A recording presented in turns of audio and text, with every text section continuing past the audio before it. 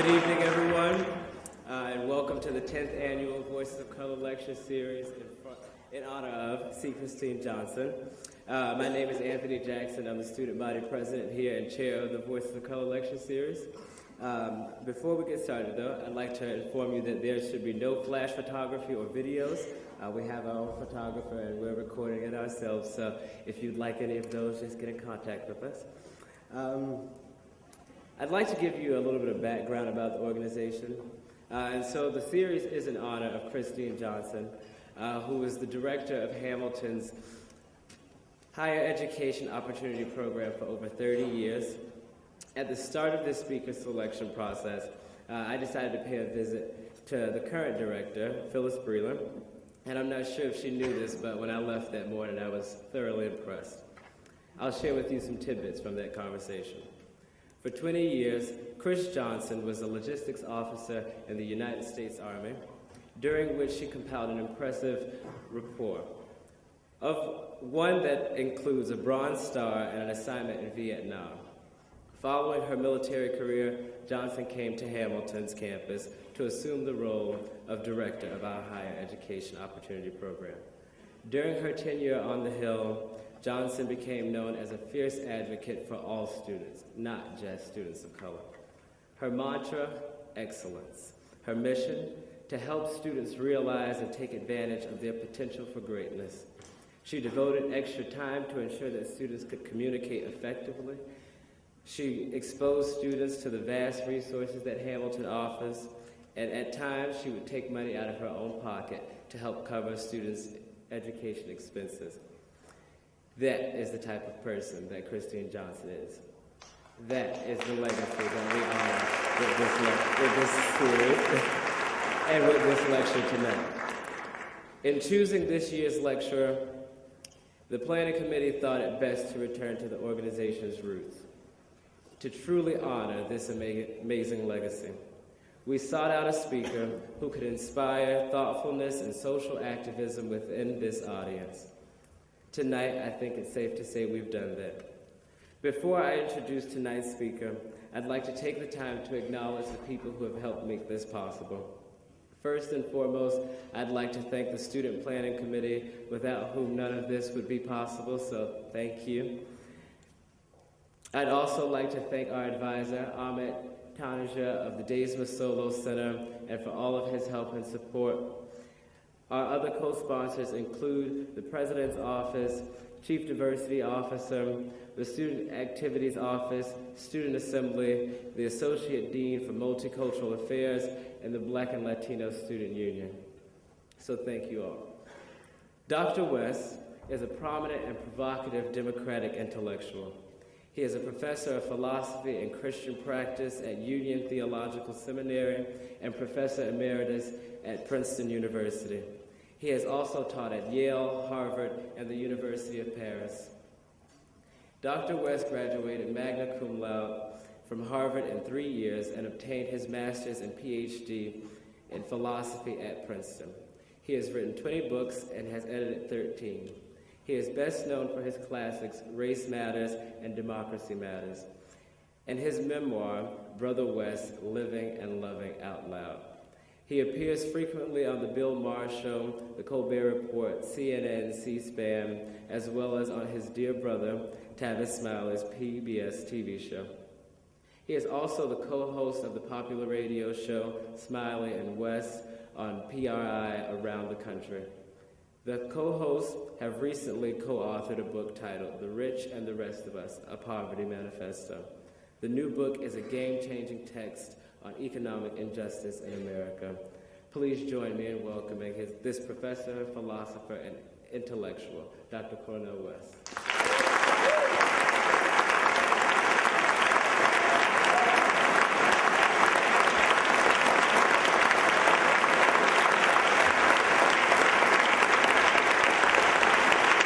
Thank you so much. What a blessing to be here at Hamilton College, Clinton, New York.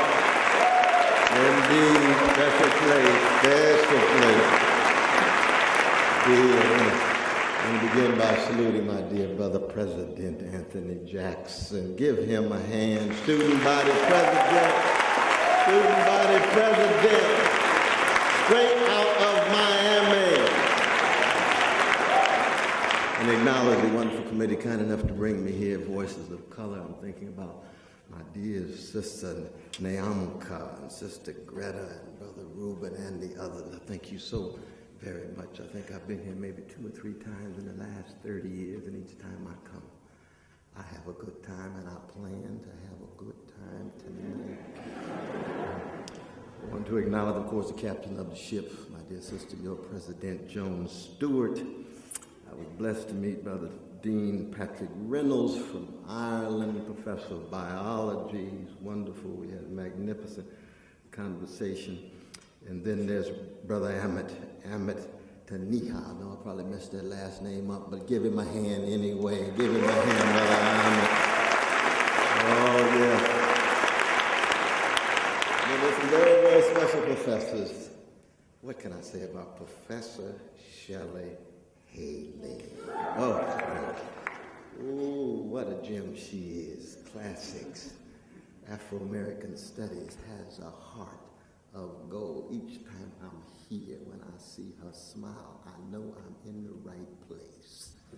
So I salute her. I also want to acknowledge my dear brother, Professor Maurice Eiserman, who's written, of course, magnificently on the history of people called the left, but it's just people who care about poor people, people who care about working people, people who care about those who have been marginalized. He wrote the definitive biography of one of the great freedom fighters of the 20th century, my dear brother, Michael Harrington. Never forget Michael Harrington, and Eugene Debs, and Norman Thomas, and Martin King, Rabbi Abraham Joshua Heschel, and Dorothy Day. These are not just names. Miles Horton, Daniel Barrick, and oh, I don't want to call the road too long. I get too excited. Professor Donald Carter, I want to salute as well. I have tremendous respect for him. And Professor Todd Franklin, of course, is a fellow philosopher. He's a fellow seeker of wisdom. He's a fellow lover of wisdom. Each time I come to Hamilton, I think of those who have matriculated through this place. I have a dear brother who was one of the visionary leaders of higher education. He's head of the Princeton Day School. His name is Paul Stellato. I think of Bob Moses. I was blessed to have an office just across the way from him at Princeton 2 years ago. I think Stellato was in the class of 78, and Bob Moses was in the class of 1956. And last but not least, there's Ezra Pound. Class of 1905. You say, oh, Brother West, you're a progressive. Why do you invoke a fascist? I love his poetry. Even fascists and Nazis like Martin Heidegger can still generate insight. You just keep track of their gangster activity. But I hope I do say something tonight that unsettles you, something that unnerves you, maybe even unhouses you. Because anytime you talk about poor people, working people, anytime you talk about levels of barbarity, bestiality, and brutality, these are not just serious issues, but for many of us, we're willing to live and die in how we talk about them, how we attempt to change the world. But in talking about them, you want to try to be pushed. So I want to begin with your motto, know thyself. Line 38A, Plato's Apology, the unexamined life is not worth living.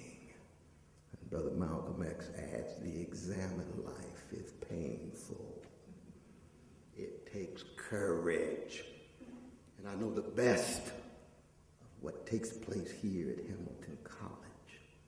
It's what the Greeks call paideia, P-A-I-D-E-I-A, deep education, not cheap schooling. And that deep education has to do with mustering the courage to know thyself, interrogate thyself, scrutinize thyself, question thyself, find out what is inside of oneself. What has history deposited there? And are you willing to learn how to die in order to learn how to live well? Because anytime you examine your presuppositions, your assumptions, and let some of them go. Anytime you scrutinize your prejudices and prejudgments and let some of them go, that's a form of death. So yes, anytime we talk about doings and sufferings and struggle, remembrance and resistance, we begin with ourselves. Now, just on a personal note, the highest honor I will ever receive in my life is being the second son of the late Clifton and the living Irene West. Why? Because when you examine yourself, you say, what does it really mean to be human? And what are the forces for good in your life to allow you to sustain yourself in your short trek from mama's womb to tomb? What does it mean to be a featherless, two-legged, linguistically conscious creature born between urine and feces? That's who we are. People ask me, how come you spend so much time with funk masters like Bootsy Collins and George Clinton? I said, yeah, they remind us we all emerge in the funk. Our mama's womb. And it's bloody down there. It's stinky down there. Get funky down there. But there's a whole lot of love and courage down there. And one day our bodies will be the culinary delight of terrestrial worms. That's funky too. And it happens rather quickly, that quick move from mama's womb to tomb. And the question, frightening query, what kind of human being will you choose to be in the short time, in time and space you have? And that's not a question that this culture of society puts a high premium on. Market-driven, titillation, stimulation, culture of superficial spectacle. Look at me, what's my status? What kind of wealth do I have? What is my position? How do I appear through the eyes of others? What are my addictions? Addicted to narrow conceptions of success rather than grand conceptions of service to others. What would allow me to somehow matriculate through the move from womb to tomb? And for the younger generation, this is so crucial. You can see we're going to spend a lot of time on question and answer right after I give my presentation, because I'm here to learn and listen as well as present. But for the younger generation, your challenge is much more formidable than mine ever was. Because I grew up with mom and dad loving me deeply. I grew up in a Shiloh Baptist church with Reverend Willie P. Cook and Deacon Hinton and Sarah Ray in Sunday school and vacation Bible school, loving me, telling me all the time, Brother West, you're brilliant. They were lying, but I believed it. Brother West, you got a possibility. Self-respect, self-confidence, straighten your back up, walk like you have a sense of your history. Keep in mind the Sankofa bird refusing to look forward until you're connected with the best of those who came before, not just those in your family, but also the Ralph Waldo Ellisons, also the W.B. Du Boises, the Ida B. Wells, Barnett's, the Sojourner Truths, but not just on the chocolate side of town, the vanilla sides too. There's Shakespeare, there's Anton Chekhov, there's Muriel Rukeyser, there's Irving Howe. Indigenous peoples, I know the origins of Hamilton College and the connection to the indigenous peoples. What do we learn from their insights? Or do we go global? Here we go to India and our Hindu brother Gandhi. Or we wanted to go to Africa, but not just Nelson Mandela, but also Soyinka, also Nadine Gordimer. Will we be cosmopolitan, not just in how we talk, but how we concretely live and die, given that short time between womb and tomb? Paideia. That's what Montaigne, the inventor of the genre of the essay, probably the greatest of all early European philosophers, Montaigne said, to philosophize is to learn how to die. If you seek wisdom, you're going to be so radically calling yourself into question, you're going to be giving up all kinds of dogma and doctrine that you were holding on for dear life. And of course, Seneca says, he or she who learns how to die unlearns slavery. Because for some of us, especially my generation, we were taught that the greatest among us would be those who attempt to master an art of living that puts love and compassion at the center and defines greatness in terms of what is the quality of your service to the weak and the vulnerable. Quality of your service to those who, in the language of Malcolm X, are catching hell. The wretched of the earth, in the language of the great Franz Fanon. It's not a matter of what color. So when I look inside of myself and say, oh, after 59 years of struggle, what do I see? Still too much white supremacy. Brother West, how can you be a Jesus-loving free black man and still say you have white supremacy inside of you? Because I grew up in America.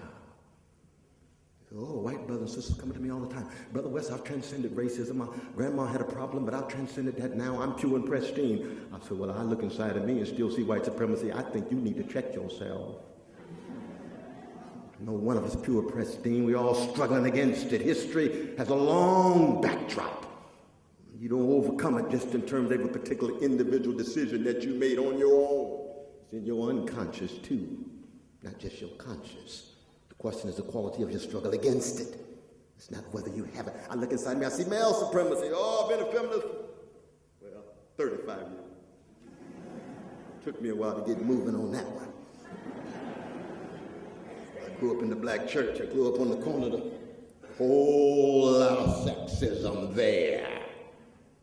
Bell Hooks and others taught me some things. Audrey Lord taught me some things. But I have to struggle every day. Yes, as a Christian, I've got some anti-Semitism inside of me. I've got to kill it every day. I don't know of a Christian culture that doesn't have elements of Jewish hatred going back to the origins of Christianity. Same is true with this imperial sense. Like an American baby has more weight and status than a baby in Somalia or Yemen or Pakistan. Look at this truncated debate about drones these days. Is it American citizen? No. Is it American citizen? Yes. Is it American citizen? No. What about the 216 children already killed by the bombs dropped by those drones? Is that part of our conversation too? Or is it somehow that America is the chosen nation and God winks at us and closes God's eyes at other nations because we are so exceptional and indispensable? Please. Let's keep morality and spirituality on a high note. Every person, every individual is the same moral status and value in the eyes of something bigger than our own egos. No matter how difficult it is to live it, let's just be clear about our standards. One of the differences between a hypocrite and a gangster, isn't it? Hypocrisy is a tribute that vice plays to virtue. At least you know what the virtue is, and then you fall short of it, or try to lie about it, whereas the gangster has no standards at all. Anything goes. Obsession with the 11th commandment, thou shalt not get caught. Get over by any means, no matter how coarse in your conscience, no matter how hardened your heart, no matter how chilly your soul is, just get over because of your own individual interests, an individual project. And this, to me, is one of the challenges of trying to transmit and bequeath this to the younger generation. Because as I said before, I grew up on the chocolate side of town and we didn't have too much money, but it was a neighborhood. It was not a hood. The neighborhood is a place where there's tremendous sympathy and bonds of empathy and people who care and people who are concerned and people who keep track of you, whether your relatives are there or not. And a hood, survival of the slickest.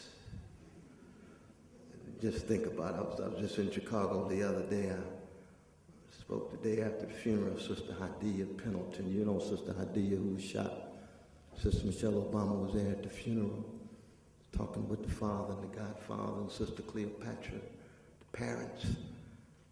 Every day, young folk get up, have to make their trek from home to school, bullets, drugs on the corner, decrepit housing, massive unemployment, metal detectors to get through school. Chicago has 564 public schools. They have 200 nurses for those 564 schools. 1 out of 4 of the schools have arts programs. So when you get through the metal detectors, what's going to pique your imagination? What's going to expand your critical intelligence? What's going to set your soul and mind on fire? And of course, our dear Sister Diane Ravitch reminds us, rich kids today in America get taught, poor kids get tested. There's a qualitative distinction. Deep education taught, cheap schooling tested. Meaning what? Meaning that Socratic energy, know thyself, wrestle with thyself, truncated, leading toward unrealized potential. And that's a very sad thing. Of course, many of you, young brothers and sisters of all colors, will end up in education. Some of you will end up teaching in high schools and junior high. And you'll see it for yourself, that beautiful sparkle in the eyes of the young folk when they're coming out of the blocks. And then by the time they get to the 4th, 6th grade, already a deadening sets in. And by the 7th grade, more and more they're cannon fodder for one of the fastest growing industries in the last 30 years, called the prison industrial complex. The new Jim Crow. Now somebody tells me Sister Michelle Alexander's on her way to Hamilton College. Is that right? Oh, give yourselves a hand. Give yourselves a hand for that. Oh yes, Michelle's on her way. She's written the classic on the new Jim Crow. Nearly $1 trillion invested in jails and prisons. And yet when it comes to quality education, when it comes to decent housing, when it comes to jobs with a living wage, we're dealing with austerity and deficit discourses. Can't find a penny. Cut. You say, what kind of priorities do we have?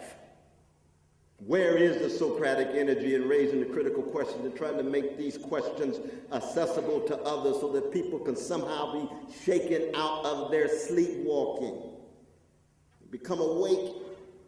That wonderful first line of Henry David Thoreau, what can I do to my fellow citizens to somehow shake them out of their sleepwalking and awake them to be concerned about public interest and common good?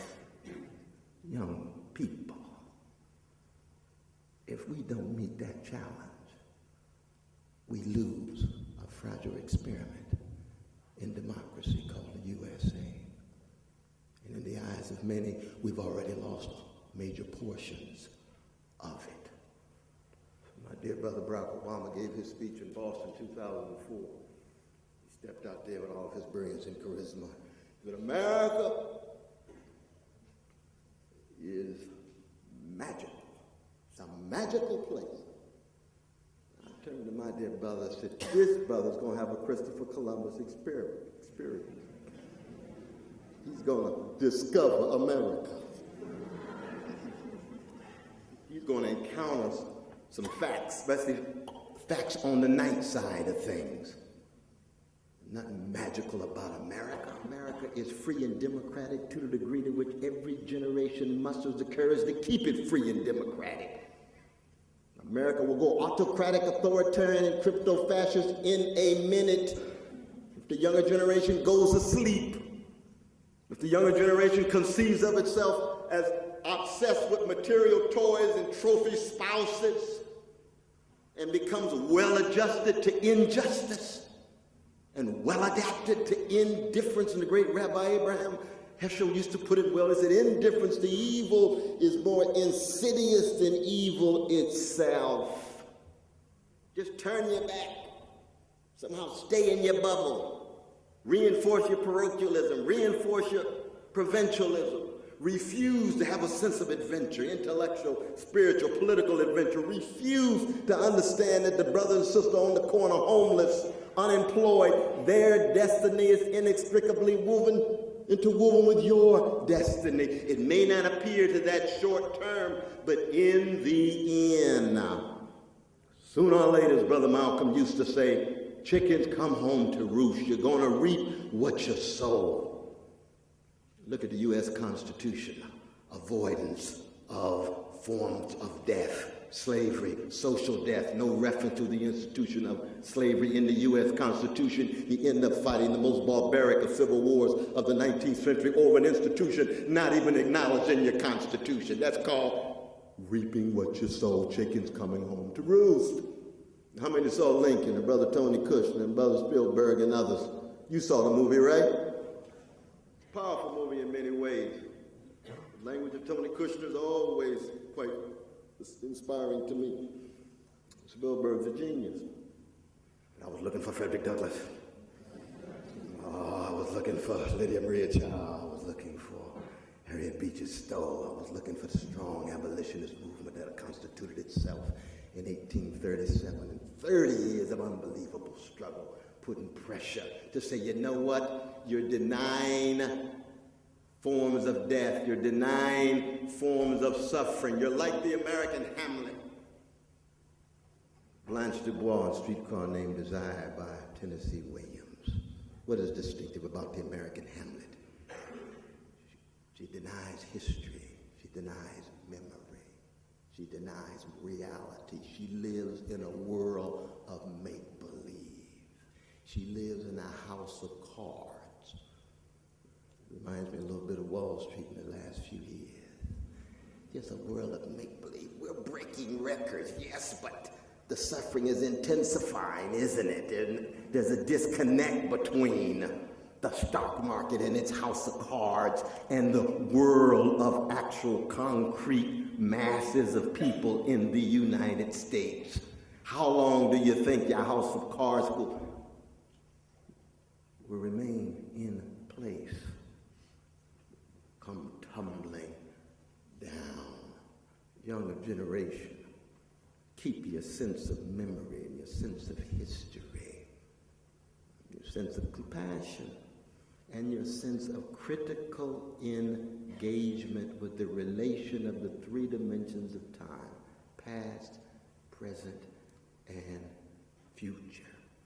And it's very, very difficult. One of the advantages you have here at Hamilton is that small liberal arts colleges at least are not so obsessed with the disciplinary division of knowledge, the various kinds of disciplines. So you can see the connections between history and politics and economics and anthropology and the arts. I was so glad to hear the music when I walked in. Not just because I'm in love with Al Green, but because music in all of its forms, it can be Opus 131, Beethoven, the greatest string quartet ever written, the one he wrote when he died right before he finished with Opus 135. Music, the arts, they are not decorative and ornamental. They are constitutive and integral to our lives, not just for high school students in Chicago. But as you discover in wrestling with the catastrophes that you must come to terms with the calamities you must come to terms with, the death of your mother, betrayal of a friend, the collapse of stock market, losing the job that you wanted. I guess maybe already at Hamilton, getting that B+ when you thought you deserved an A. Well, that's not catastrophe, but I sympathize with you. The arts will play a fundamental role. You hold on to arts for dear life. When I think of the lived experiences of young people these days, at times I have tears in my eyes because, my God, you all just don't have a Curtis Mayfield, you know. Usher won't do, no. You don't have an Aretha. Beyonce, get out of the way, girl. You don't have a Stephen Sondheim. You got Renee Fleming. why the market makes it so very difficult. The spectacle makes it so very difficult. Aretha Franklin couldn't be a star today to save her life because of the way she looks, and she can't shake her thing. It's all so much, too excessively about appearance. And that titillation and stimulation rather than really stirring the soul. See, Sam Cooke comes out of the soul stirs. Lou Rawls comes out of the soul stirs. Young folk, you tell me these days, who fundamentally stirs your soul at the deepest level so that the music becomes a form of paideia itself? No, there's some candidates. Tradition's not dead, but a lot of people say, now, who in the world is tricky? Marginalized. I say Jill Scott and Angie Stone, but they're not center stage. Anthony Hamilton, he's not center stage. Oh, we've got some candidates now. Kim Burrell, she's not center stage. This is what I mean by it's more difficult, and yet at the same time, you all, I hope and pray, will have more courage and vision and compassion than I do, or members of my generation had.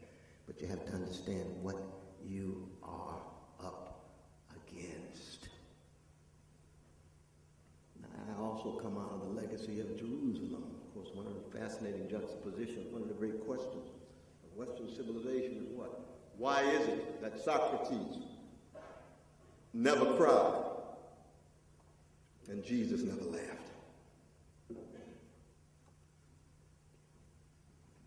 Anybody who's never cried has never really loved concrete human beings. Socrates, why no tears? You love wisdom. You love abstract principles. You say, was he married? Yes, he was. Well, he cried. He just didn't record it. Did he have kids? Yes, he had 3 sons. He cried. He just didn't record it, Brother West. Don't get so upset. For the younger generation, how do you bring together serious critical reflection and scrutiny with having the vulnerability to shed tears? And those tears are forms of newness that shatter your numbness, that allow you to connect to the suffering of others.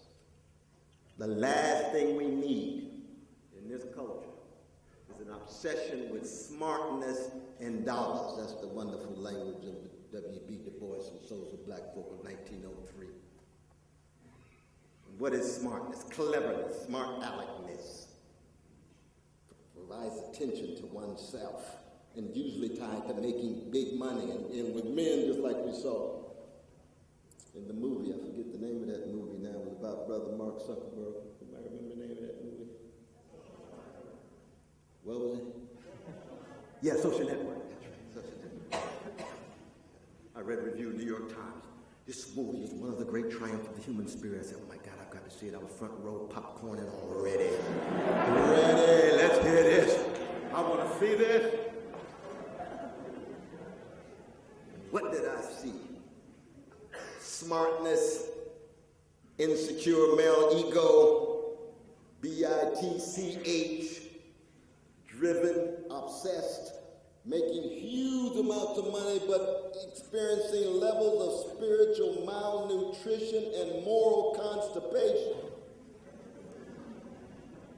Emptiness of soul and knowing what's right, but it's stuck and it can't flow because too much insecurity and greed getting in the way. And I'm not just talking about one individual. I'm not putting all that on Brother Mark.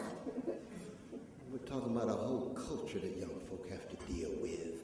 The aim of life is to be smart with a lot of dollars, rather than to wear the legacy of Athens with Socratic energy, with a legacy of Jerusalem that says to be human is the cry, because you are concerned about the orphan and the widow, the fatherless and the motherless, the poor, the weak and the vulnerable, those who have been pushed to the margins.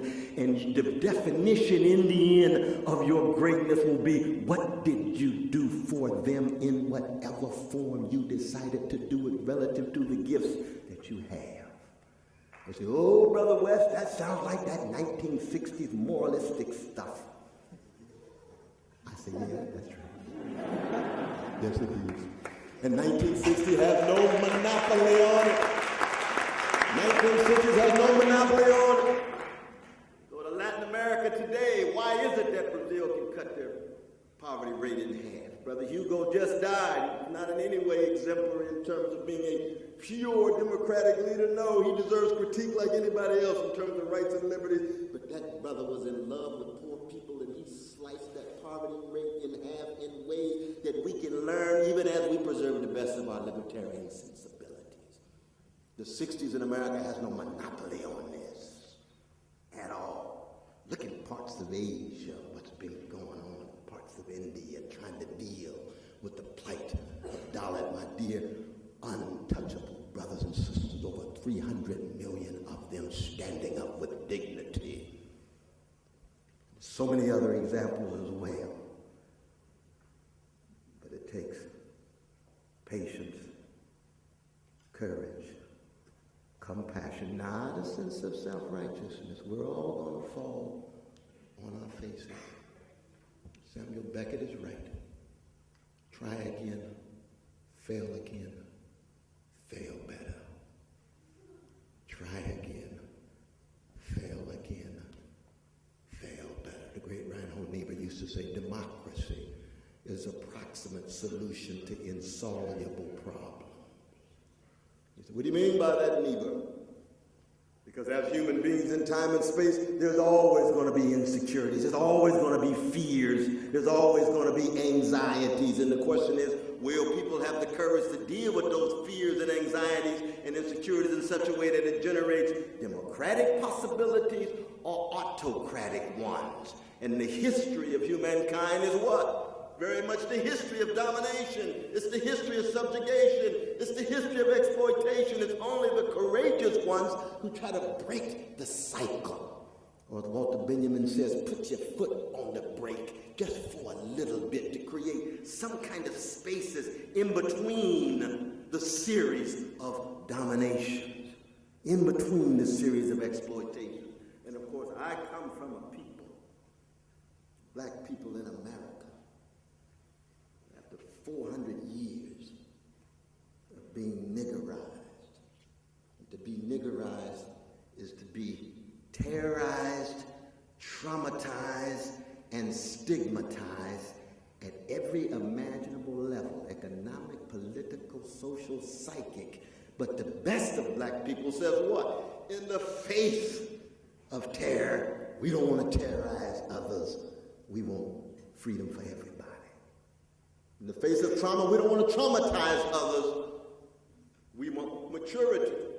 We want dignity for everybody. That's what Emmett Till's mother had in mind when she stepped to that lectern when her baby was killed by cowardly American terrorists in August of 1955. You all read about Emmett Till. The only child, body in the coffin, corpse, kept the coffin open.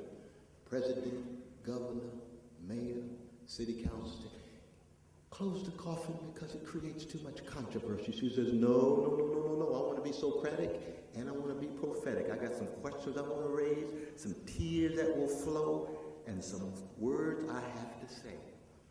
50,000 American citizens of all colors marched through Robert's Temple Church of God in Christ, west side of Chicago in August of 1955. That was the first massive civil rights demonstration 3 months before the great Rosa Parks sat down on a bus in order to stand up for justice in Montgomery, Alabama,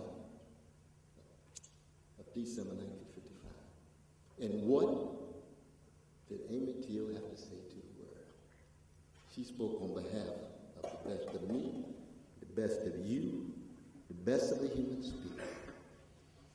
She said, I don't have a minute to hate. I will pursue justice for the rest of my life. She didn't have to read Shakespeare's The Merchant of Venice to know the difference between justice and revenge. She didn't have to memorize Portia's famous speech on the quality of mercy. She learned it the same place I learned it, in her family. She learned it in her church. She learned it in the social movement. She learned it in conversation with towering figures like Miles Horton, towering white brother, freedom fighter, who had already shaped the Rosa Parks of Stokely Carmichael and Diane Nash. So many of the students who went down the South from the North, 50% of them being courageous Jewish brothers and sisters, keeping alive the best of prophetic elements in Jewish and Judaic culture. Moms, Teal, what a standard. Reminds you of John Coltrane, The Love Supreme. The spirituality of genuine questioning, Socratic, with the spirituality of genuine compassion and empathy, prophetic. And that's one of the ways in which the best of the democratic tradition remains alive. And it's not just a matter of theory. There's a difference between being a theorist of the flames as opposed to being part of the fire. We need theorists of the flames, but we need folk who are willing to be on fire for justice, on fire for changing the world, who refuse to be callous toward catastrophe, be that catastrophe impeding ecological catastrophe, be it economic catastrophe, be it political catastrophe. You think of Congress these days, what a catastrophe. It's not just lack of imagination, it's not just polarization. But as Russell Feingold reminds us, he says, more and more Congress reminds me of a sight of legalized bribery and normalized corruption tied to big money and big corporations, and most people know it. How long can a democracy survive when poor and working people and significant slices of the middle class feel as if they do not make a difference and their voices are not heard in shaping the destiny of the nation? You don't limp through democratic experiments. You either fight for it or in the end you lose it. So in part I'm saying that we all need to be blues men and blues women. And there's no accident that when the nation has the blues, in the end you either learn from the blues people or you lose your democracy. You say, well, Brother West, what do you mean being a blues person? Well, you can't be a blues person without following the Negro National Anthem, which is what? Lift every voice. Do you have the courage to find your voice? Be true to yourself in process, willing to grow and mature. Young people, there's a qualitative difference between lifting your voice and lifting an echo. Too many echoes. I spend a lot of time in studios with hip-hop artists. Each time I walk in, they say, oh, Lord, here come old school Brother Webb. I said, that's right. I got Donny Hathaway behind me. I've got Gladys Knight behind me. I've got Marvin Gaye behind me. I've got the Whispers and the Dramatics. They harmonize. Not too many harmonizing groups. Isn't that interesting? Younger generation, all solo. Can't harmonize. How you going to organize without harmonizing? Got to learn how to listen so your voice bounces off against other voices. Just not your voice at the center all the time, but that's a reflection of a culture. And I come in with a smile. I say, oh, I'm so glad to be here. I'm going to learn from y'all. You all are highly talented, but I'm coming in with the history of originals. I see too many copies. I see too many imitations. To be successful is to be innovative, maybe, in terms of making money, but existentially is to be a copy and an imitation, not an invention and a new kind of creation based on the best of the past. Every great revolutionary breakthrough is always wedded to the best of tradition. It's the difference between having a traditionalist understanding of tradition and a revolutionary conception of tradition. Tradition means much to me, but I keep track of those in the tradition who, if we take them seriously, generate fundamental change in our present moment. And that's precisely what blues folk do. you a blues man or a jazz woman like Sarah Vaughan, you know that you ascend to the highest level of what the Greeks call arete, of excellence, only because you're wedded to the best of the past. So younger generation, there's a deep sense in which you need to become bluesmen and blueswomen. You gotta find your voice. Ralph Waldo Ellison used to say the blues ain't nothing but a personal chronicle of an autobiographical catastrophe lyrically expressed. So you got to deal with catastrophe at the center of it. B.B. King said, nobody loves me but my mama, and she might be jiving too. That's the blues. That is catastrophic. Nobody cares. Like too many young folk these days, especially in poor communities. Too unloved, too uncared for, forgotten. They come back in gang activity. They get locked in the new Jim Crow. But sooner or later, that will more than likely spill over. There will never be enough prisons or enough police to deal with overwhelming despair. Never ever. We hit it head on now, or we tremble at the consequences. What a challenge. But we do it with a smile, just like B.B. King. A smile with style, with a little help from Lucille, in his case, his guitar, which is part of him building on the best of his past. And young folk, think you can do it?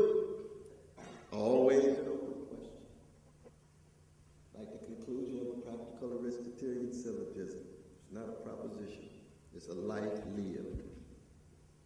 It's a way of being in the world. It's you choosing to be a certain kind of human being in your own individual trek from womb to tomb, connected with others, organizing, mobilizing, then on your way to the worms bodily. And I don't know whether you're religious or not, but if you think something beyond that, that's your own business.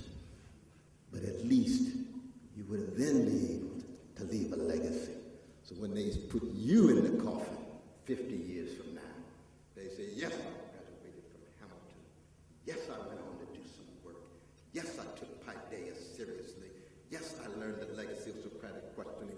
Yes, I learned about compassion, not tied to just the legacy of Jerusalem. You could find it in a variety of other cultures and continents as well, but it had to do with compassion, it had to do with justice, and yes, I did become in my own way a kind of blues person because I lifted my voice, and that voice became part of a cacophony of other voices through time and space. Thank you all so very much for that.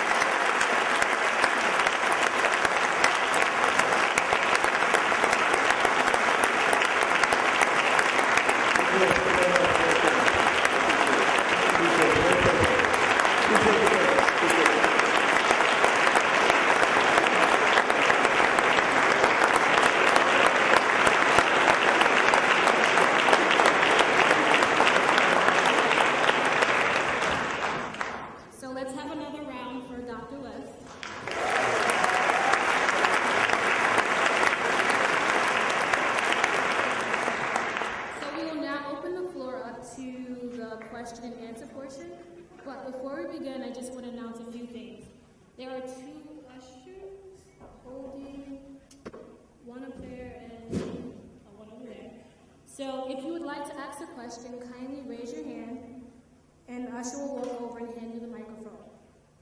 Please bear in mind there are a lot of people with a lot of questions, so seriously ask one question. Don't ask who was your mentor and why. Pick the who or the why, and please choose wisely. So we will now begin with the question and answer session.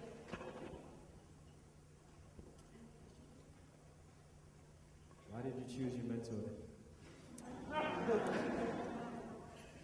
It was, why did I choose my mentor? Oh, not who. Oh, that's right, you said something. Oh, yeah. Well, I tell you that I've had a life of such abundant blessings that a lot of the mentors chose me. No doubt about it. Beginning with my brother, and I went to college. There were towering figures like John Rose and Hillary Putnam and Stanley Cavell and Martin Kilson and Preston Williams. And they chose me. I just wrote a paper and they called me in the office. This was a fascinating paper. Let's just talk about this. Oh, you think so? Wow, okay, let's talk. Indeed. Next thing you know, I'm spending a lot of time with him. Talcott Parsons, spending wonderful times in his living room, towering sociologist at the time. So my timing was such that I was quite lucky and blessed and fortunate. But a lot of times I was actually embraced. And so again, that's just a matter of sheer natural grace, historical grace. And as a Christian, I think it has something to do with something bigger that I want to go into.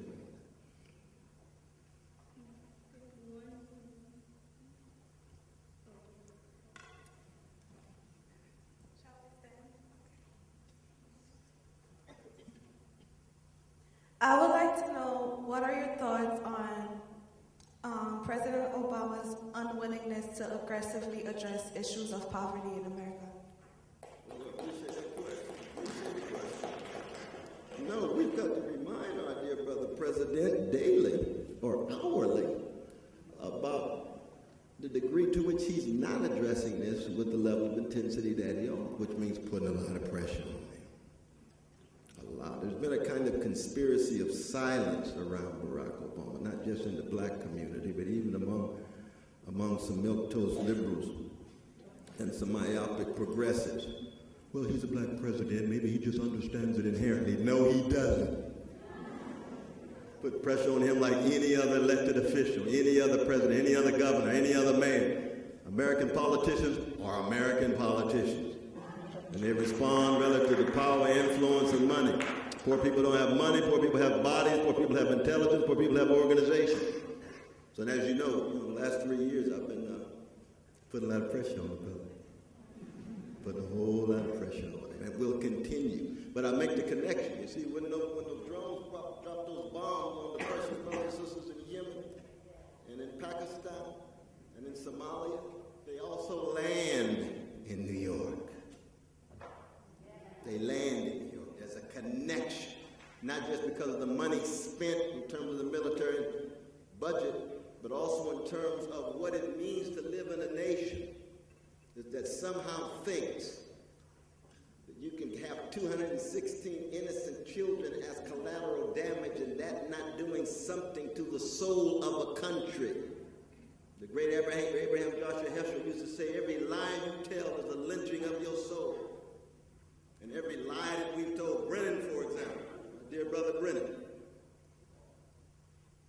what's he saying? What? Not one civilian has been killed. He's lying. He's lying.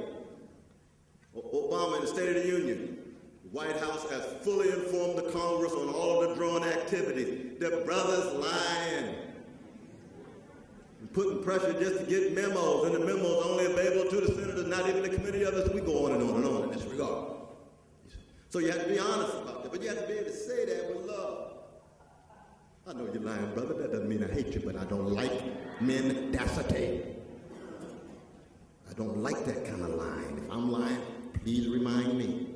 You're lying, Brother West. Thank you so very much. I got to do better. That's the kind of pressure we need to put. Rhetorically, politically, economically.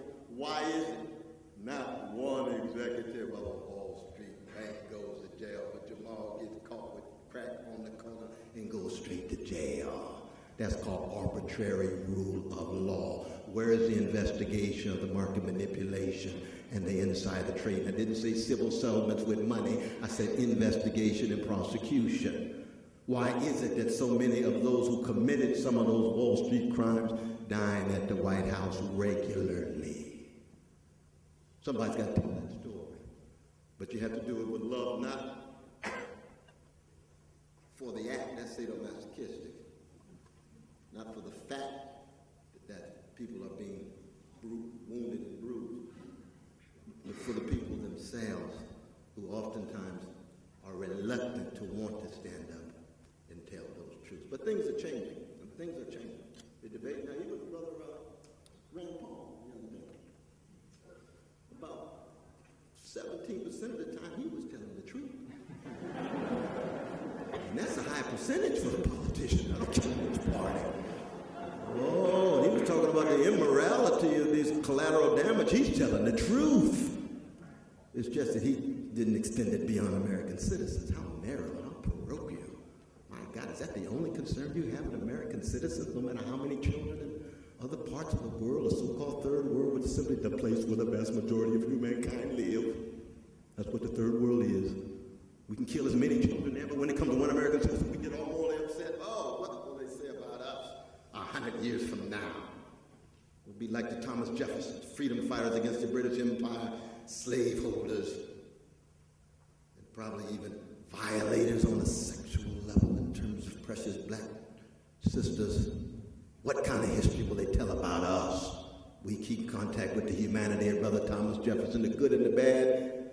What kind of story will they tell about us in 2013 with the imperial presidency, with the Wall Street friendly government, and with 22% of our precious children of all colors living in poverty in the richest nation in the history of the world? That's morally obscene and spiritually profane. Where were we? What did we have to say? What kind of witness did we bear? That's the beginning of an answer to that question.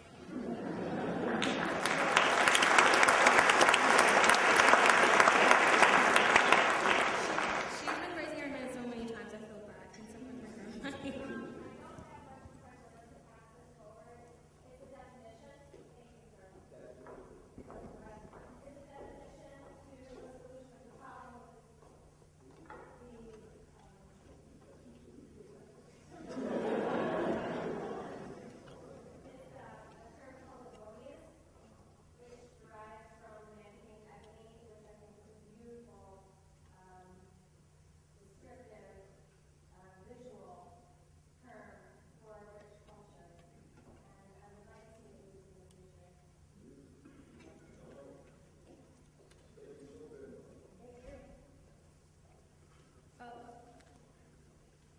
Hi, Dr. West. My name is Sam Hutchinson. We met at the pre-reception, and I just want to say that your words, in every sense of the word, mesmerizing. We all appreciate your time here.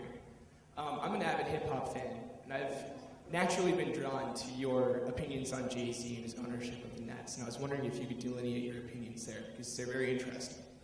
Yeah, no, I appreciate those kind of words, though, brother, and I appreciate your being a part of the hip-hop world. Though as I say, I'm older generation, but I spent a lot of time with hip-hop artists. We just had a long dialogue with Lupe last night. They held a major event in Chicago, April the 1st, of young folk across the board, different colors in Chicago, that Lupe is leading. Keep track of that. I just dropped that as a digression, but it's part of the hip-hop struggles and the prophetic and Socratic elements inside of the hip-hop world.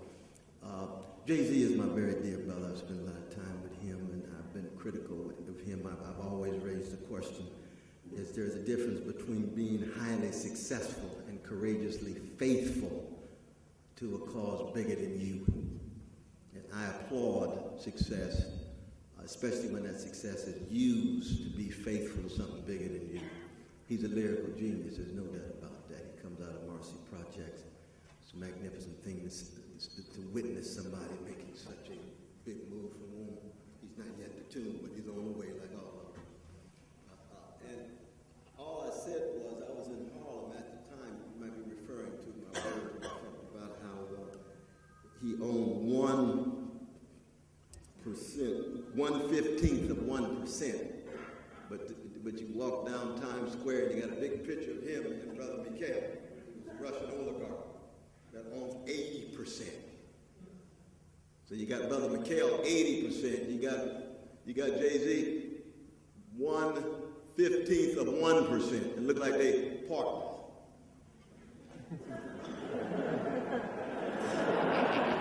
Now, why is that upsetting? Well, because at 3 years prior in Brooklyn, we had a community organization effort led by Reverend Herbert Daltrey and many of others, House of Lord Pentecostal Church, trying to ensure that if they moved in with that kind of center, that there ought to be some kind of job for the living wage, decent housing, some kind of concession for the community already in place. Because as we know, I mean, the big money and oligarchs and plutocrats run cities based on tax subsidies and various kinds of other government-driven enticements and seductions to bring that big money in. But once they got Jay-Z and put Jay-Z's face, the public face on that project, the community efforts collapsed overnight. Boom.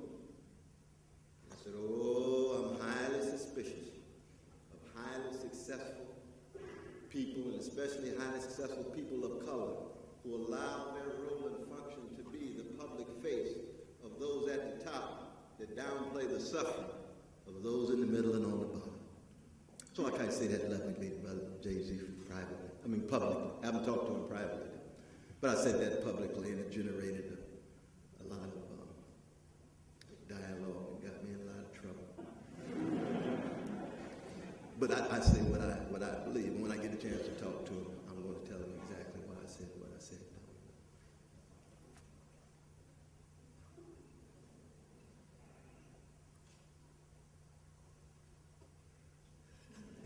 Our dear brother right in front of you. We're keeping this brother on the run. Look at him. Yeah, that's it. You got a nice bounce in your run there, too. Thank you. I just wanted to, Malcolm, the chicken's coming home to roost. June Jordan said, anything that we are willing to tolerate in someone else's neighborhood will inevitably, in time, come to our own.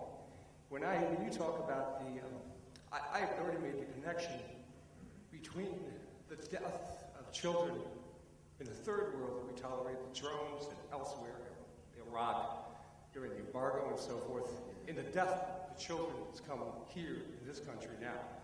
That is a real connection. Would we tolerate? No, I think I deeply resonate with you, though, brother, very much so. And that's part of the callousness and indifference that needs to be shattered. We've got to tell the truth and call them and check it. And see, if democracy is anything, it is accountability, it is answerability, and it is responsibility to ensure that, one, there's no arbitrary rule of law, and two, that there's some sense of fairness connected especially to the plight of the weak and the vulnerable, the elderly, the children. And I come out of the legacy of Jerusalem. It's about the orphan and the widow and the fatherless, working people, gay brothers, lesbian sisters, dollar peoples, indigenous peoples, and so forth. People say, oh, that sounds like PC chit-chat. No, not at all. That's a hypersensitivity to the suffering of the people.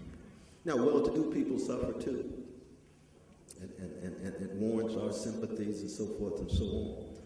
But in our analysis, when we talk about structures and institutions, it's fairly clear that when you look at the role of privilege, you look at the role of power at the top, that serious, morally consistent, sophisticated critical analysis must be brought to bear, just to try to make the world a better place as long as we can. I mean, it could be the case that we as a species just lack the moral and spiritual capacities to be able to sustain ourselves on this planet. There's evidence for that. We keep going the way we're going, the next 40 years or so, the planet's gone anyway. So nobody won't be around to write the given life story, the decline and fall of human species on the planet. It'd be over. But that's a real possibility. They say, oh my God, that's just too apocalyptic. In 1941, there was a gangster afoot named Hitler, ties to fascists in Spain, Italy. If that generation had not met the challenge, we'd be speaking German. No Alexander Hamilton legacy here. He wanted world domination. That's why, even as a Christian, I'm not a pacifist like Brother Martin and Desmond Tutu. I would have fought in the army against Hitler. Even in the Jim Crow army, I would have fought. Because that world domination, you had to push that back just for the possibility of any serious talk about democratic sensibilities, libertarian sensibilities. You see. And now, of course, many people look at the American empire. They say, oh, we've got some wonderful individuals in America. Those wonderful individuals don't have the clout our children, we don't hear too many voices in America. What about our humanity? The question that you and some of us are saying, we care, and we're willing to speak, and we're willing to act, and we're willing to die. Thank you so much.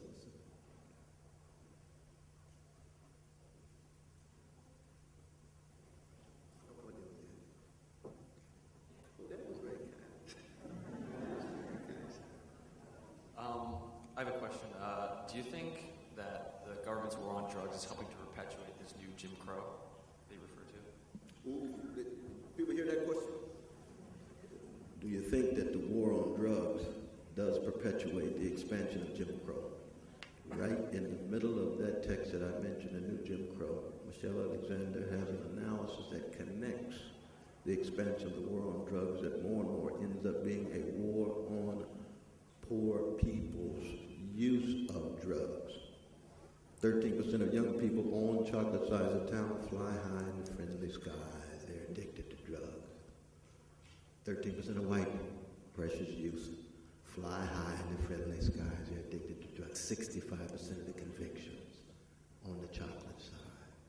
And we've got Project Hope. Where's our Project Hope people? Was that the name of the Hope? Hope House. Where's the Hope House? Yes. Stand up.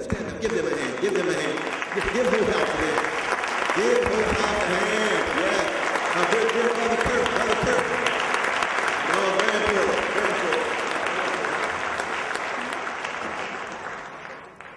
And so what happens is it's a highly selective law enforcement.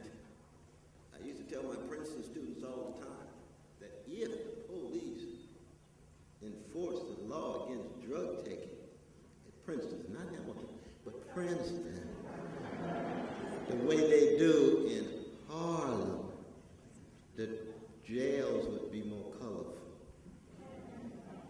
Now, I don't believe that there ought to be a direct connection between war on drugs and prison at all. I believe rehabilitation. I believe rapists and murderers and so forth. Yeah, they've got to go. They've got to go. I know Sister Angela Davis, she's an abolitionist across the board. She wants to abolish prisons per se. I said, well, no, I know some folk that need to spend some time. Oh, they're out of control. They've gone too far. Absolutely. But I'm talking about 62% of those in the new Jim Crow are tied to soft drugs, nonviolent offenses. And that's the kind of discourse that Michelle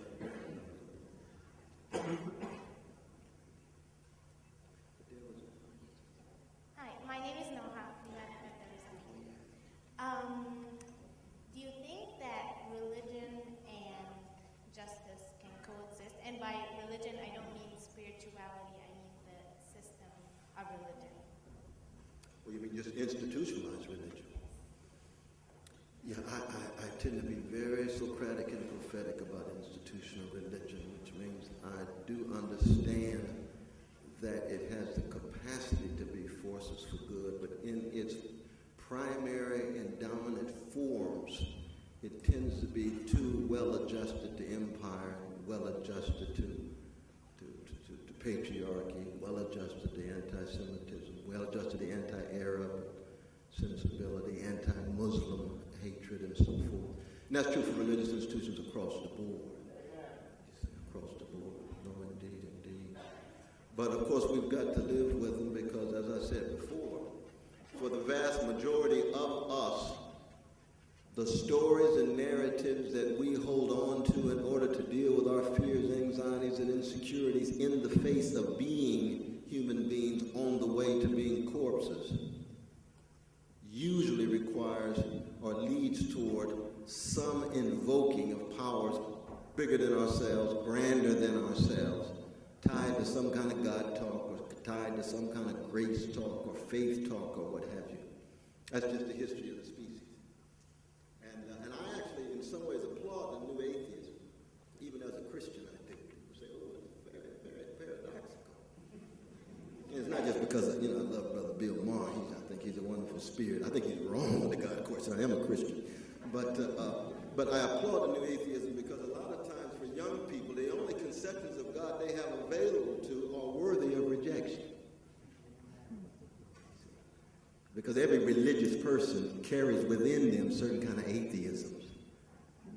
If the God of the Ku Klux Klan was the only God available, I'm a militant atheist. But a God of love, God of justice, Jesus and so forth. No, I see more there than the gods that are often rejected by the new atheists. So there's a sense in which the new atheism is a kind of a cleaning the house, because the grander examples of love and justice and sacrifice for others are hardly available. I ask young people all the time, I've taught in prison for 32 years, can you name 5 people who are willing to die for you? Mama, Daddy, if you can find them. Now, of course, Hamilton probably got some teachers who would die for you, his special place.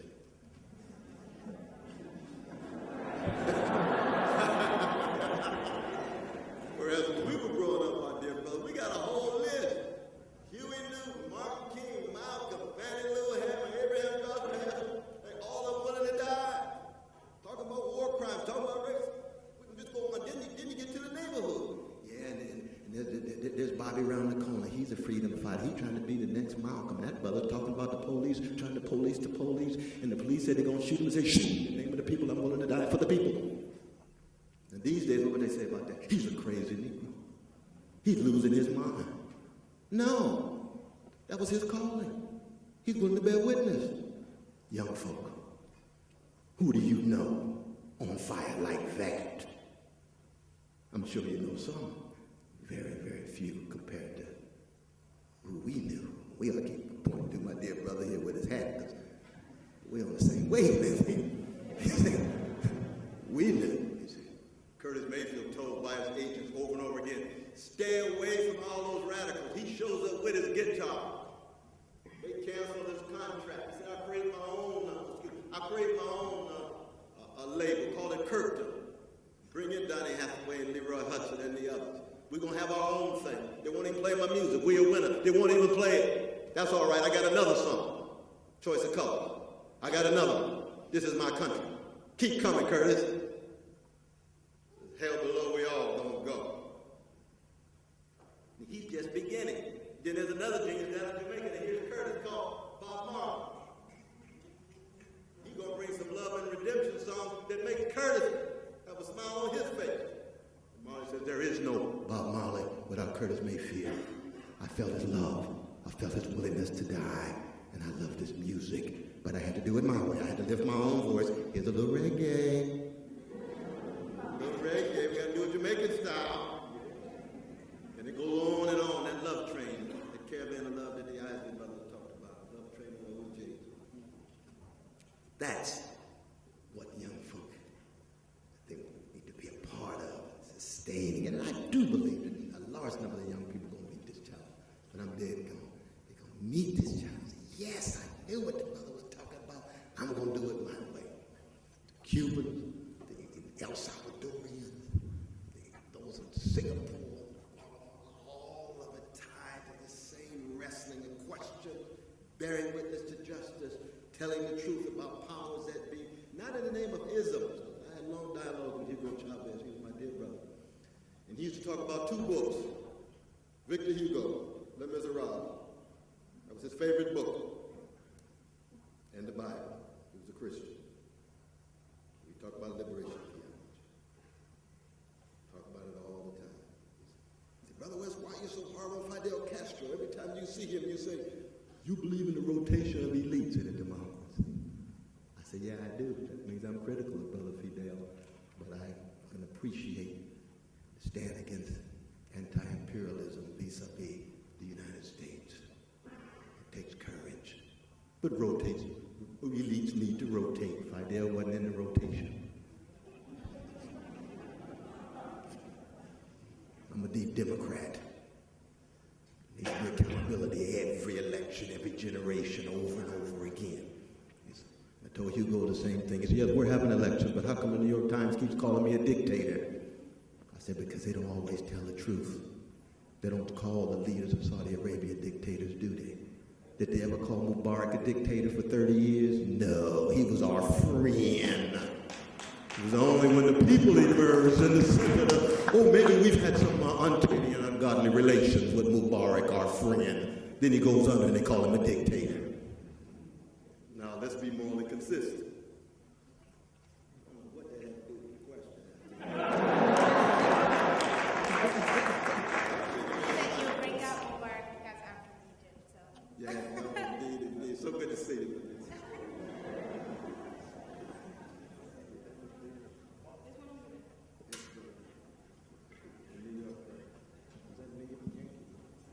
Yes, it is.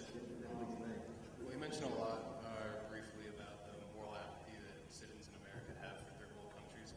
Do you ever think that citizens of all nations would be able, or any nation in particular, were able to come together in their metropolitan virtues to work in cooperation and mutual appreciation of others rather than confrontation?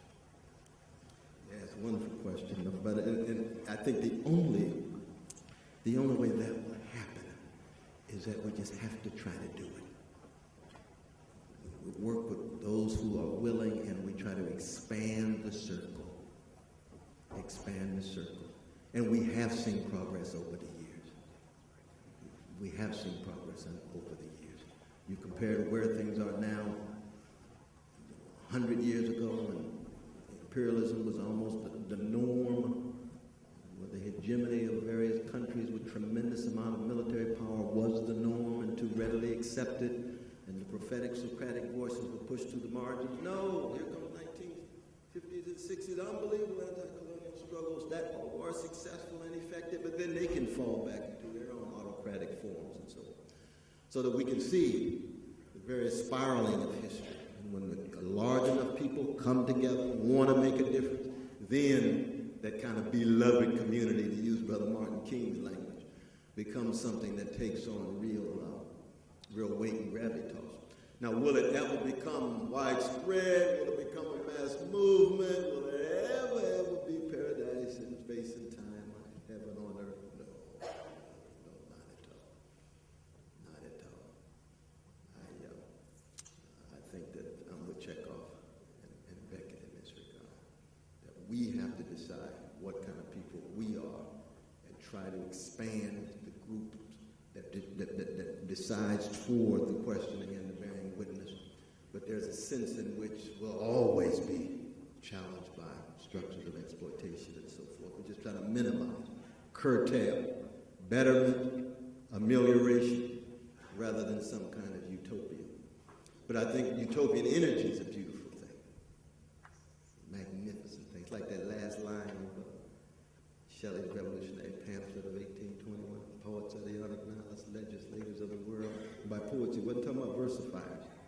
All those who had the courage and imagination to imagine a better world and try to change this world in light of the better world. We started earlier with Michael Harrington. He and I used to talk about that on various tours around the country. Brother Mike, do you ever think it's going to be international, global, wiping out? Well, you don't know, but it doesn't look good. But whether it is or not, we are going down fighting. And I was telling you, I'm going down swinging, just like Ella Fitzgerald and Muhammad Ali. Don't mean a thing if they ain't got that swing. There's an intellectual swinging, a spiritual swinging, and a political swinging, all the weaponry available. And then pass it on to the younger generation. But I appreciate that question. All right, I'm sorry, we have time for one more question, and I saw his hand up first earlier, so I'm taking off. I'm sorry. So we'll have one more. Oh, no, we can have one more. Sure, but your hand been up that long. Yeah, that's fine. Is that all right to do? Absolutely. But what was the question? All right, for you then. Quick question. Yeah. This is happening over in college, universities, things happen. Or youth college last year, something happened. Hamilton College, something happened, right? And I'm wondering about the project with higher ed in addressing all the isms. I'm feeling more skeptical. I work at Stafford College down in Rhode Island, and just wondering how we're going to do this. Well, I mean, one, when I started out, there's a difference between deep education and cheap schooling. Because deep education really just talks about just decency and empathy Because the isms are just cowardly forms of human behavior that lose sight of the humanity of people. So that, I mean, white supremacy is just barbaric. It's indecent. It's not even a matter of ism in that sense. You know what I mean? That male supremacy is just barbaric. And it's not even a problem, it's a catastrophe. I mean, the blues men and women don't have problems, we have catastrophes. America's never had a Negro problem. America has had catastrophes visited on indigenous peoples. World War I beginning in 1492, still going on. Slavery, Jim Crow, New Jim Crow, and so forth. Anti-Semitism is not a Jewish problem. It's a catastrophe. It's been going on for 2,000 years and more. And the same would be true for homophobia and so forth. You see. So if we can just use the honest, candid language and then say, where do you stand on the catastrophe?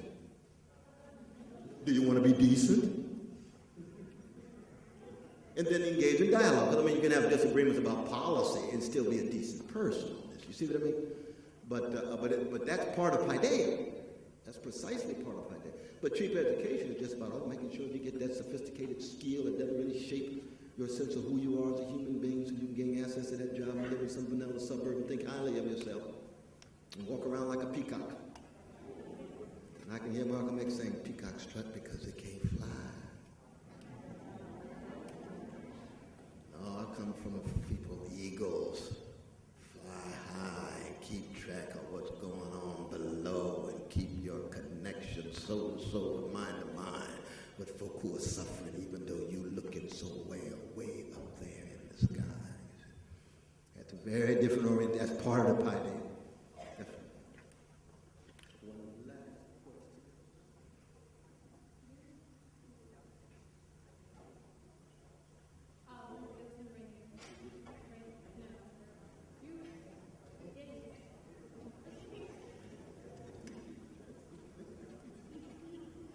Dr. West, I just have a gift for you.